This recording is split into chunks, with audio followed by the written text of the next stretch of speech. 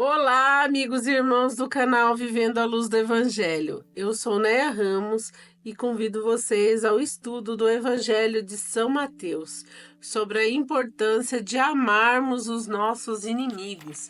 Jesus nos passa um ensinamento que devemos amar os nossos inimigos, aqueles que nos maltratam, aqueles que nos perseguem, aqueles que nos caluniam. Vamos lá ao estudo da palavra.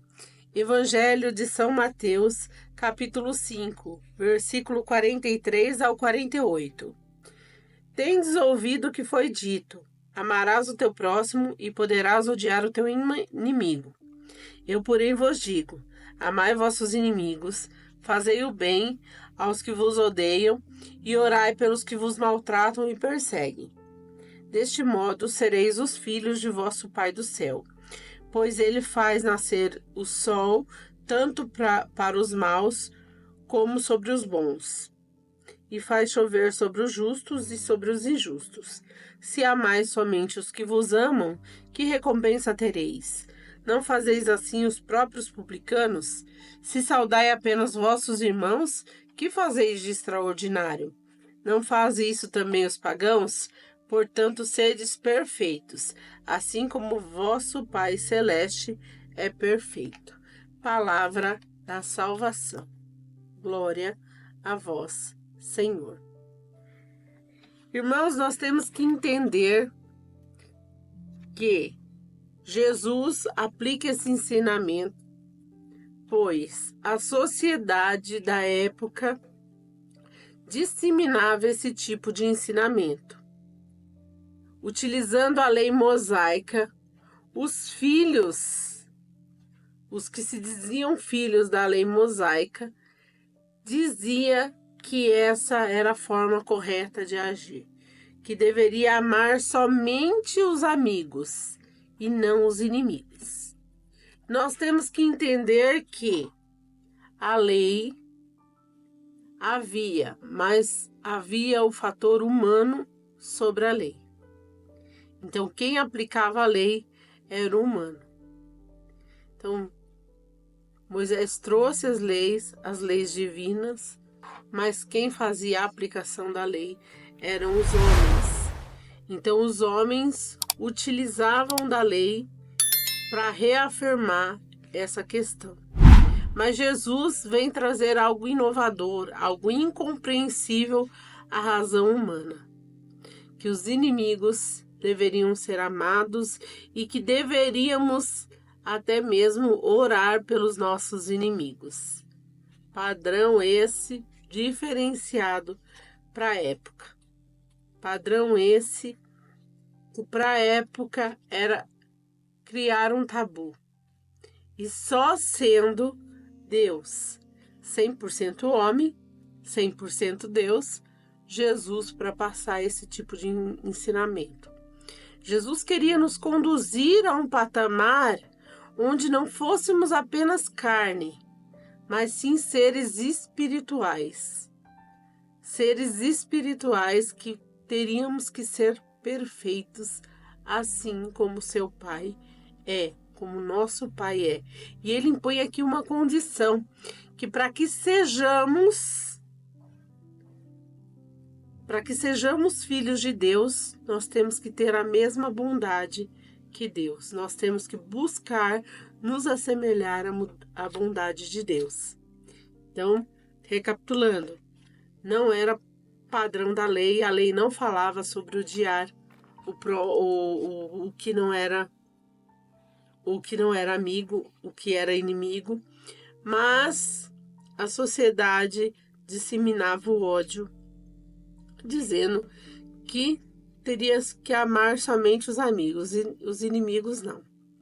E Jesus vem quebrar esse paradigma da sociedade e mostrar que é diferente isso, que isso deve ser encarado de forma diferente.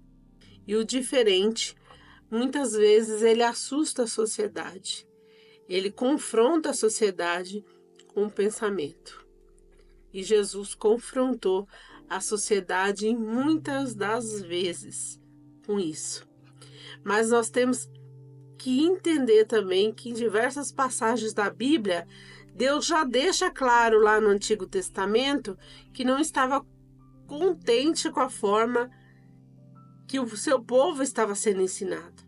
Porque ele fala que o povo perece por falta de conhecimento. Então, se o povo perece por falta de conhecimento, Deus reconhecia que os líderes que estavam sendo levantados, nenhum foi suficientemente bom ao patamar de nos conduzirmos ao seu reino celestial.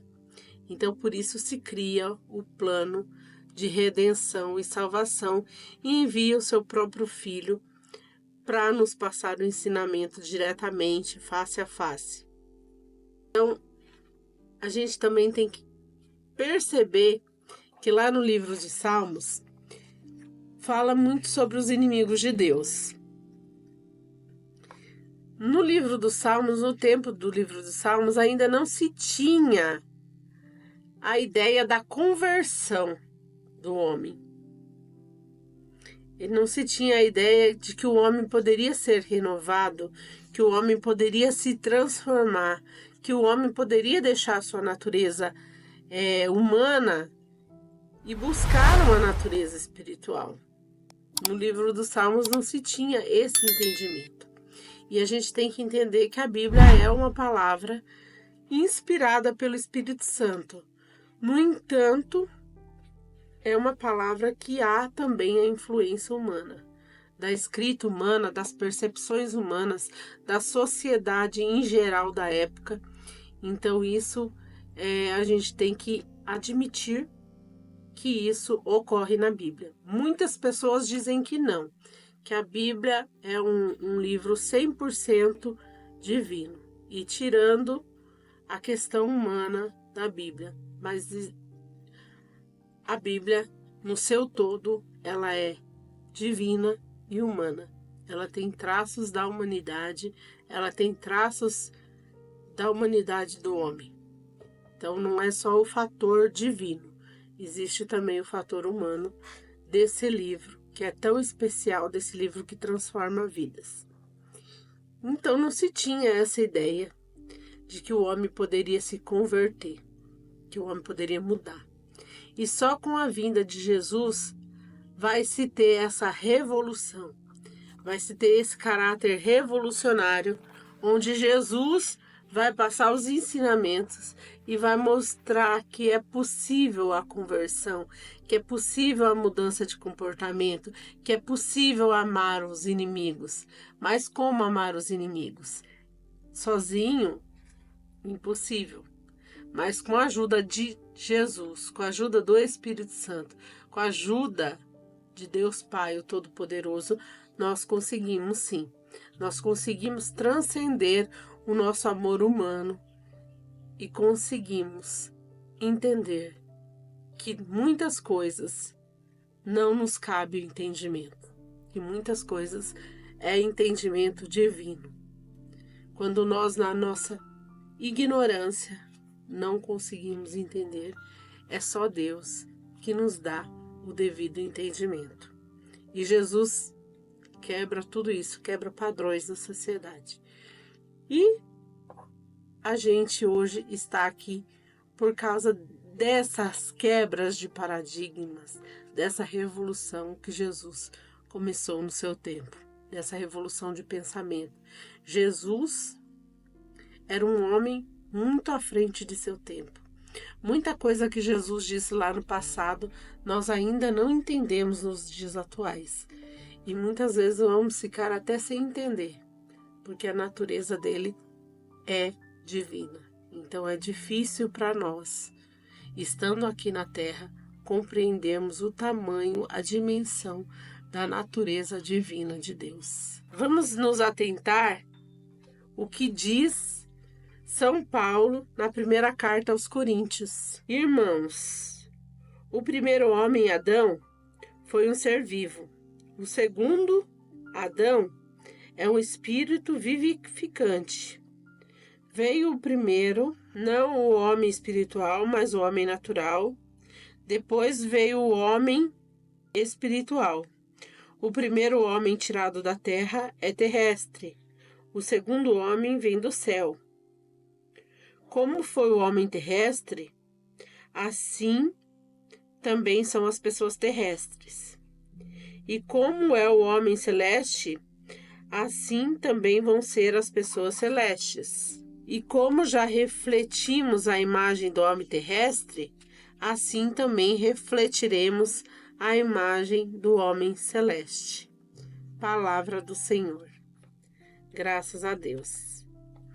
Então aqui, Jesus ele vem com a intenção de instruir homens e mulheres ao caminho do bem, ao caminho da perfeição, ao caminho do amor, ao caminho da fraternidade, ao caminho da misericórdia, ao caminho da compaixão. Todos os sentimentos bons que nós podemos imaginar, Jesus veio nos conduzir e nos transformar o nosso coração, transformar a nossa alma, transformar o nosso entendimento e transcender a nossa vida.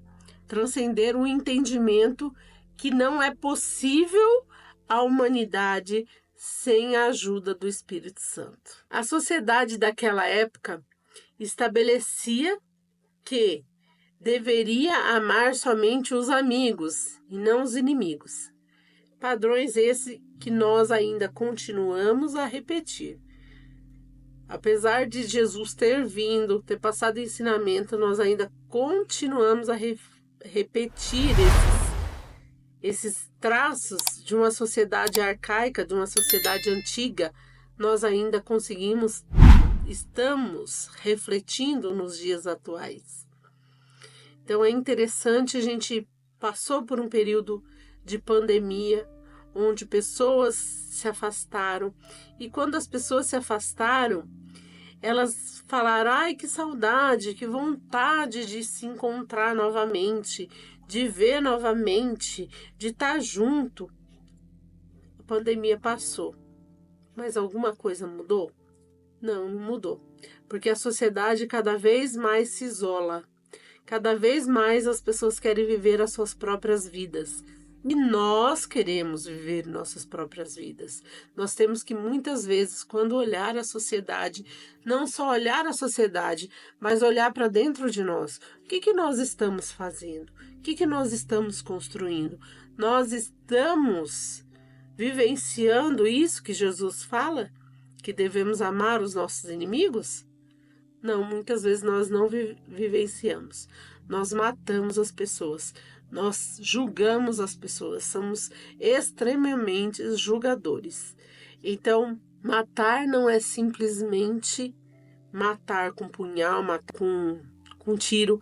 Não é isso. Mas matamos às vezes quando falamos certas coisas. Quando nós deixamos as coisas que tem dentro de nós, os sentimentos maus, tomar conta de nós. Aí nós matamos muitas pessoas. Então falta esse entendimento que matar não é somente ferir fisicamente, mas sim muitas vezes deixar traços espiritualmente na pessoa, onde a pessoa vai desencadear determinadas crises de autoexistência. Fazer o bem aos que te perseguem.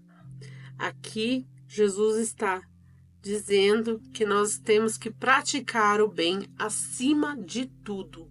Acima de tudo, as nossas ações boas, elas têm que prevalecer. Orai pelos que te maltratam e te perseguem. Nós temos que orar pelas pessoas sem distinção, se são boas ou se são ruins. E muitas vezes nós temos que entender também que hoje a gente não tem como saber quem são os nossos amigos e quem são os nossos inimigos, porque muitas vezes os nossos amigos são os nossos inimigos não declarados, e os nossos inimigos podem ser os nossos amigos e nós não identificamos. Às vezes a gente, na condição humana, a gente não tem a possibilidade de saber se aquela pessoa é sincera ou não conosco. Só quem sabe é Deus. Então, por isso que a gente não deve julgar todas as situações e julgar as pessoas. Deste modo, sereis filhos do Pai Celeste.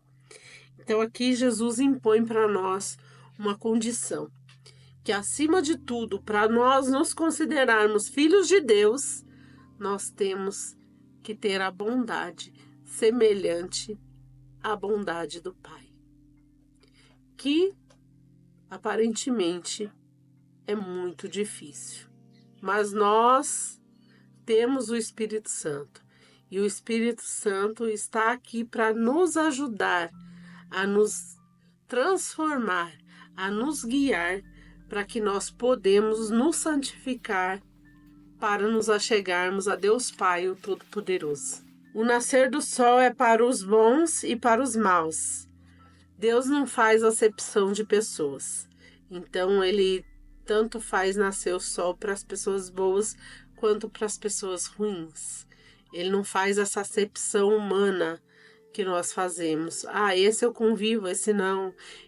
Deus não é dessa forma. A natureza de Deus é para todos. Ele faz para todos. Ele faz tanto a chuva quanto o sol para o mal quanto para o bom. Ele não tem essa acepção. Se amais apenas somente os que vos amam, que recompensas tereis? Aqui ele revela o caráter de Deus. Aqui, que recompensa nós teremos? Olha que profunda a reflexão. Que recompensa nós temos em amar somente aqueles que nos amam? Então, nós temos que transcender o nosso entendimento. Temos que transcender os sentimentos da nossa alma para conseguirmos fazer o que Jesus pede. O que Jesus pede para nós é o extraordinário. O que nós temos de oferecer, o nosso extraordinário, para que as ações sejam concretas. Ele pede ação concreta na nossa vida, ação concreta no nosso cotidiano e ação concreta para as pessoas que nos rodeiam. Os publicanos só amavam os que os amavam. Jesus leva a um ponto crucial, perguntando o que há de extraordinário em agir assim. Então, essa referência dos publicanos cabe a nós ao dia de hoje. O que tem de extraordinário em gostar de alguém que gosta da gente? Nós temos que amar aqueles que nos odeiam, aqueles que nos perseguem, aqueles que nos humilham. Por essa explicação, pela explicação de Jesus, nós temos que ser extraordinários. Nós não temos que ser apenas bons, nós temos que ser extraordinários. Então, só é possível com a ação do Espírito Santo. Aí nós vamos entender o que o apóstolo Paulo disse. Não sou eu mais que vivo, mas é Cristo que vive em mim. E isso vai transbordar, e isso vai transformar a sociedade. E nós vamos poder caminhar para situações onde nós buscamos a paz, buscamos o entendimento. O entendimento só, que é só possível com a ação de Deus, com a ação do Espírito Santo nas nossas vidas, que pode transformar o nosso coração e o nosso entendimento para as coisas do céu. Então, nós temos que buscar as coisas do céu. E esse ensinamento de Jesus nos faz buscar esse relacionamento que advém do céu e não da terra.